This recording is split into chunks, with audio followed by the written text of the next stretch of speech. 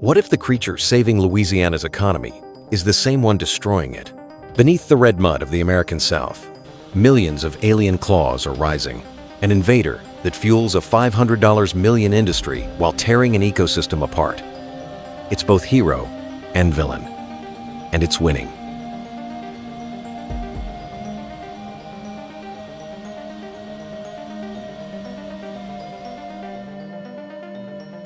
The morning fog over Louisiana doesn't hum with birds. It growls with engines. Aluminum boats slice through crimson water, men standing ankle-deep in mud, hauling traps heavy with life. Diesel smoke mixes with the sweet, metallic smell of crawfish, the monster that feeds them.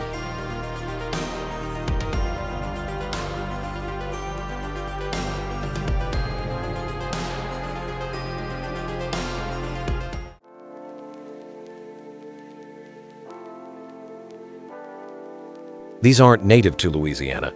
They're red swamp crawfish, Procambarus clarkii, born in the steaming wetlands of South America. Decades ago, Americans brought them in as a cheap source of protein. The plan was simple: farm them, feed the poor. But nature doesn't follow plans.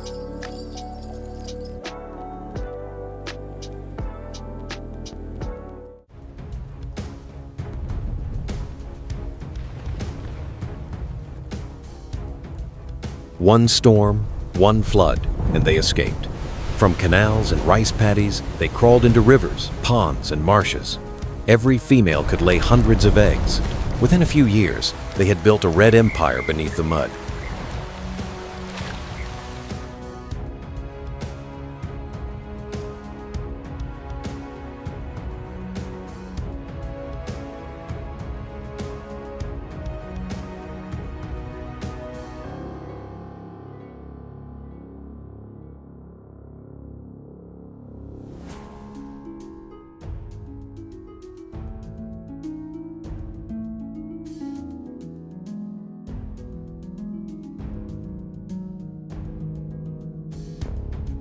The Mississippi River became their superhighway, carrying them from Texas to Alabama, from Louisiana to Illinois.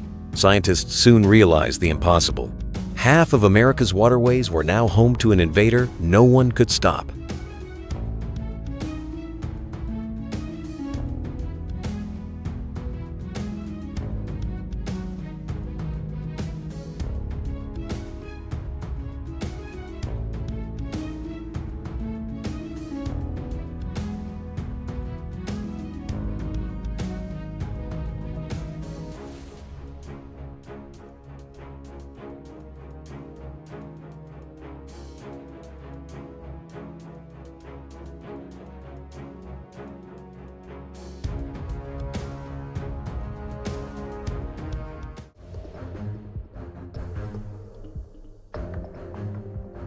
Biologists call them aquatic gorillas. Small, relentless, and nearly indestructible. Freeze them, they survive. Drain the water, they burrow.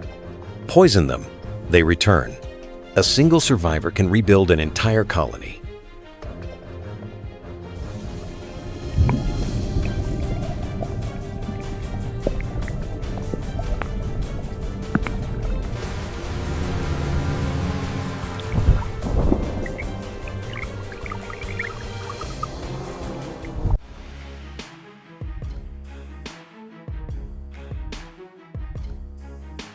At dawn, the war begins.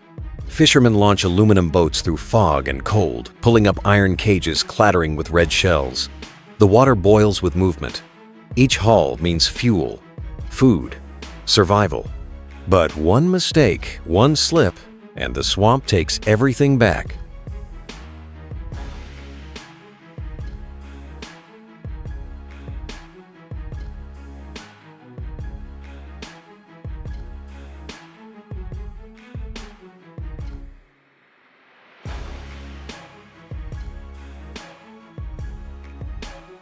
These men used to fish shrimp and catfish. When the crawfish came, the old species vanished. To survive, they turned from hunters to harvesters, from fighting the invader to profiting from it. What once destroyed their traps now pays their bills.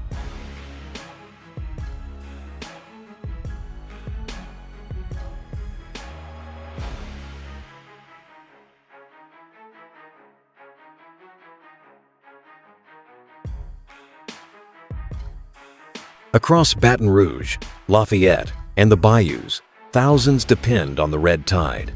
The crawfish transformed the South's economy. Factories sprang up, processing plants steamed through the night, and local diners filled with people cracking shells and sucking spice.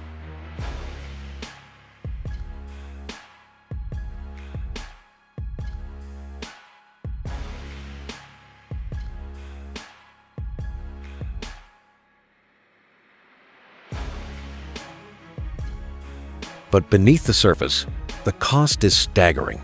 Crawfish burrow into levees, eroding the wetlands that protect Louisiana from floods. Their tunnels drain rice fields and collapse canal walls. Farmers patch holes faster than they appear and still lose ground.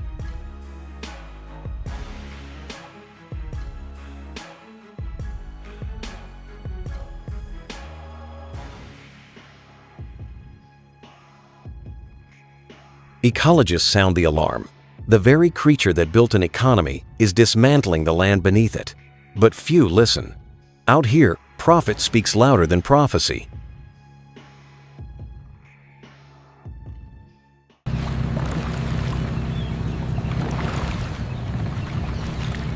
The swamp at sunrise is a symphony of chaos. Engines roar, nets slap, metal clanks. Men move fast, drop, drag, dump, repeat. Time is money, and the swamp never waits. Mud splashes like blood across their suits, and the rhythm continues.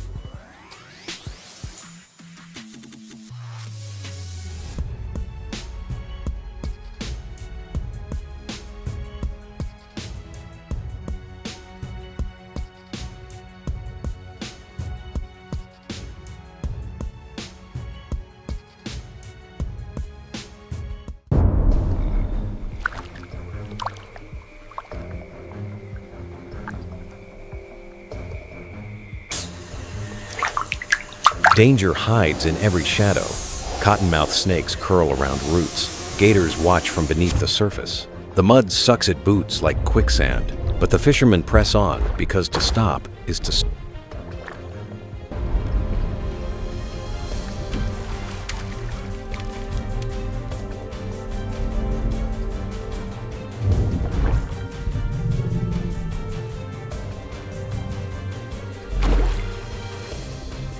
Attacking the boat! Help!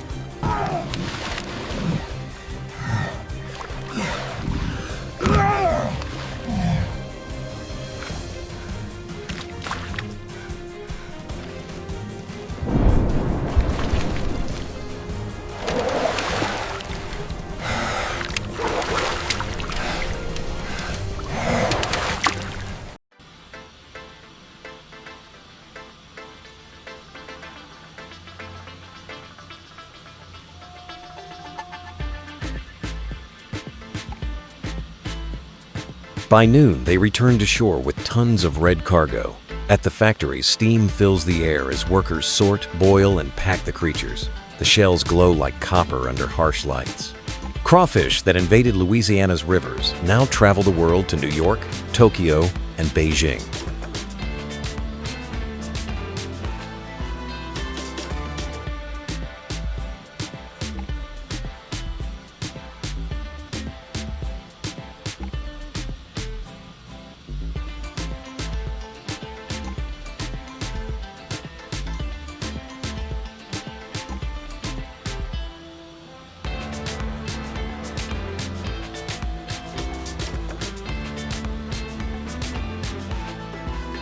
wetlands. The red flood spreads silently northward, thriving in warmer waters as climate change removes the barriers that once contained it.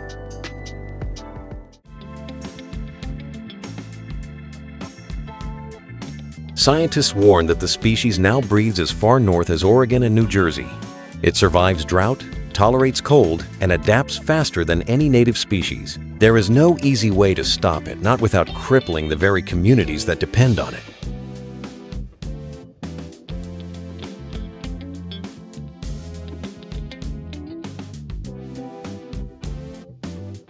That's the paradox. The crawfish is both Louisiana's greatest success and its slowest disaster. It built an and so the line between hero and villain blurs. The invader becomes tradition. The destroyer becomes profit. The monster becomes a meal. Beneath the red mud, millions of claws keep digging. Each burrow deepens the wound. Each storm spreads them farther. And while Louisiana celebrates another record harvest, the swamp quietly disappears. The question now isn't how to stop the monster. It's whether anyone still wants to.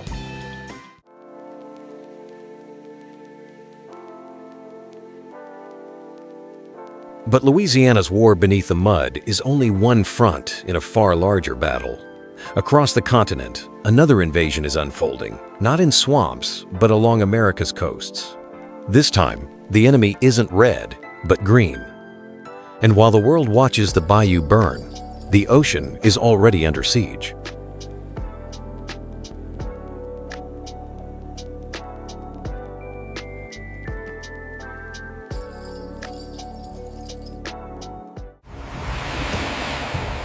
Along America's battered coastline, the ocean's greatest threat no longer comes from storms. It comes from something far smaller, silent, relentless, and multiplying beneath the waves.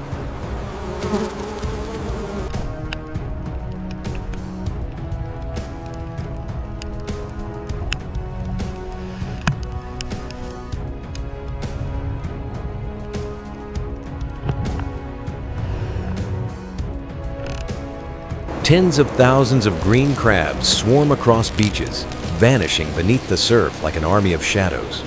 Each one barely the size of a human hand, yet together they've turned calm shores into a living battlefield, one claw at a time. The result is chaos disguised as silence, broken fisheries, empty traps, and livelihoods erased overnight. Every year, the invasion drains an estimated $22.6 million from America's economy. How can a creature so fragile bring an empire of oceans to its knees? This is green crab invasion, the $22.6 million species attacking America's coasts. Subscribe to Now Discover and uncover the ocean's most controversial war.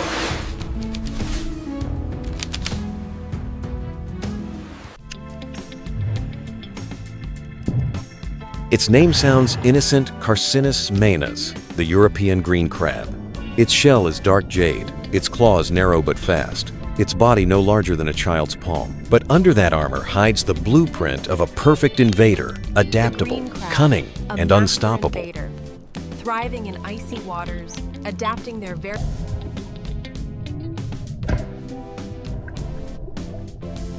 This creature thrives where others die. Saltwater or brackish, cold or boiling, polluted or pristine, it survives it all. A single female can release nearly 180,000 eggs in one season, creating a living tide that no net can contain.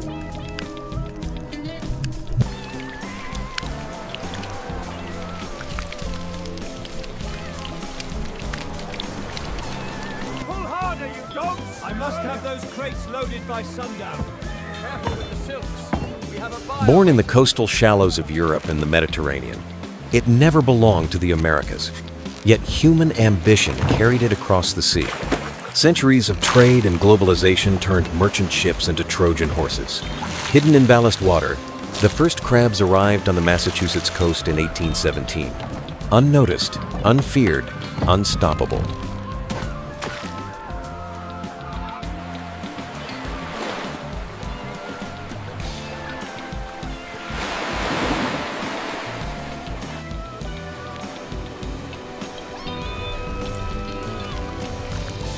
No predators awaited it in this new world. Rising ocean temperatures and coastal development built a paradise of opportunity. Each tide brought new recruits. Each storm carried the invasion farther.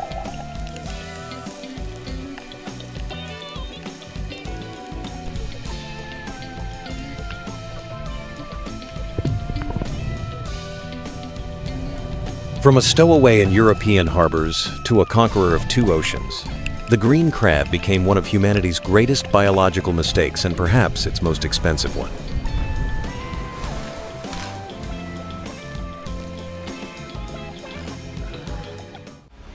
Every year, the National Oceanic and Atmospheric Administration, NOAA, estimates economic losses from the green crab invasion at $22.6 million. But that number hides the real devastation, the collapse of families, industries, and ecosystems.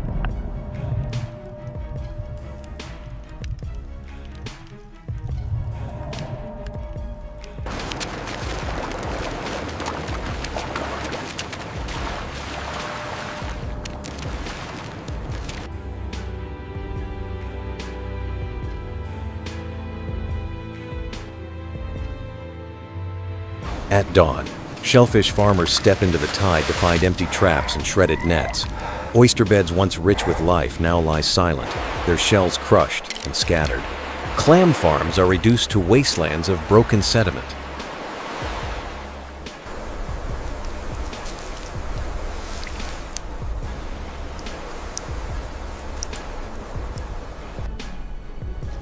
It's like waking up to robbery, one fisherman says.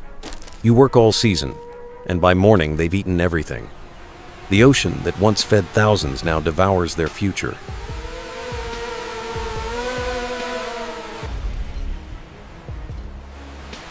The damage ripples outward. Seafood prices spike, exports stall, processing plants shut down, restaurants raise prices, and small towns built on shellfish crumble. What started as a local problem turns into a nationwide economic tremor.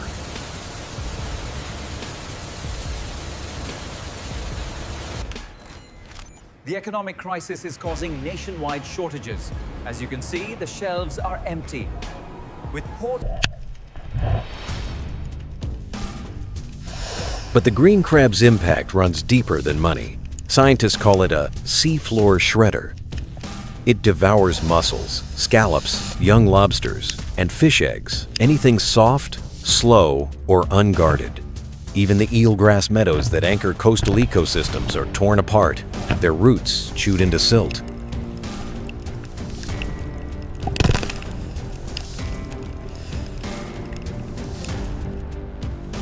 Without those underwater nurseries, juvenile fish lose their shelter. Bird populations shrink. The web of life begins to fray. Invasive crabs don't just compete, they rewrite the rules of survival.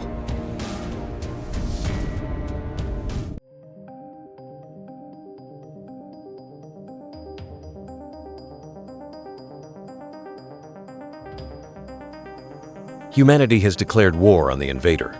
Along rocky coasts and muddy estuaries, fishermen drop steel traps by the thousands, working day and night to stem the tide. But every victory is temporary. For every 100 crabs pulled from the water, 1,000 more emerge.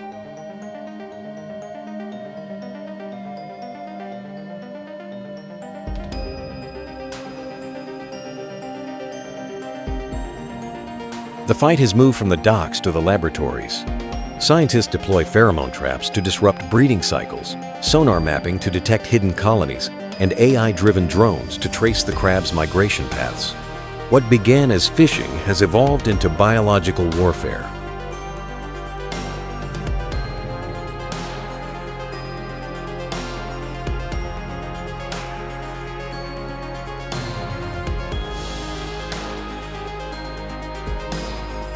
This isn't just an infestation, says marine biologist Dr. Caroline Hunt. It's an arms race between nature and everything we can invent.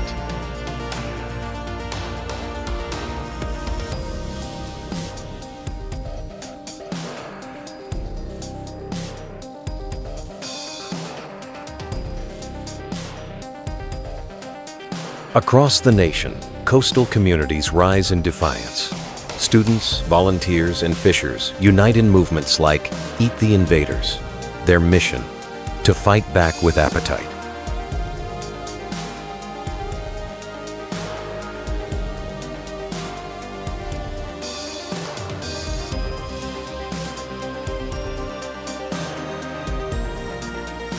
Chefs join the cause. In restaurants from Maine to San Francisco, menus now feature green crab chowder, spiced risotto, and even savory ramen broth made from the invasive species. The slogan spreads: if you can't beat it, eat it.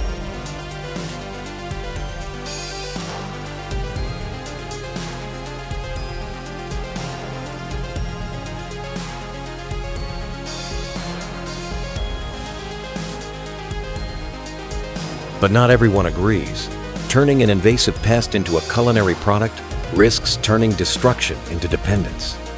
If it becomes profitable, warns one ecologist, we'll never want it gone.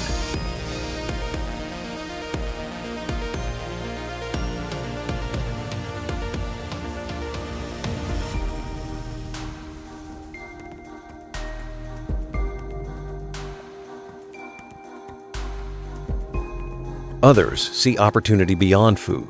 Entrepreneurs are extracting protein from the crab's shell to create sustainable fertilizers and biodegradable plastics. Marine scientists are studying its DNA for answers to climate adaptation, hoping to turn a disaster into discovery.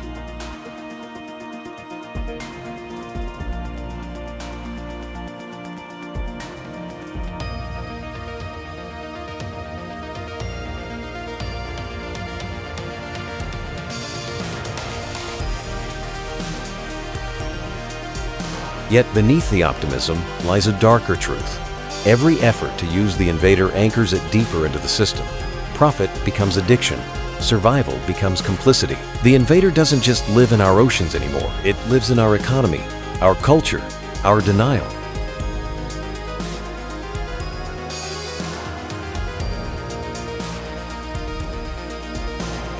The war continues, quiet but relentless. Steel traps fill.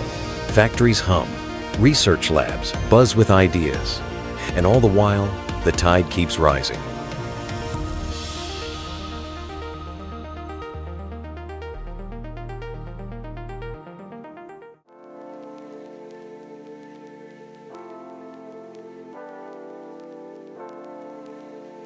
Because the green crab's greatest weapon isn't its claw or its hunger. It's our hesitation, our need to profit before we protect, our belief that control can coexist with chaos.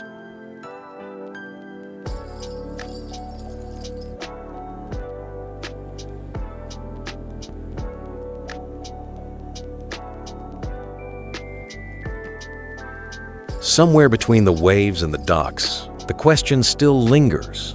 If humanity keeps eating, studying, and selling its enemy, has the invader already won?